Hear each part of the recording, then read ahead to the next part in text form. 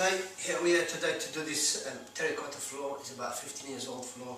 What we're going to do, going to clean the whole floor and seal it at the end, so we can see how grubby it is, and we'll see how what's it going to look like when we finish this. Okay.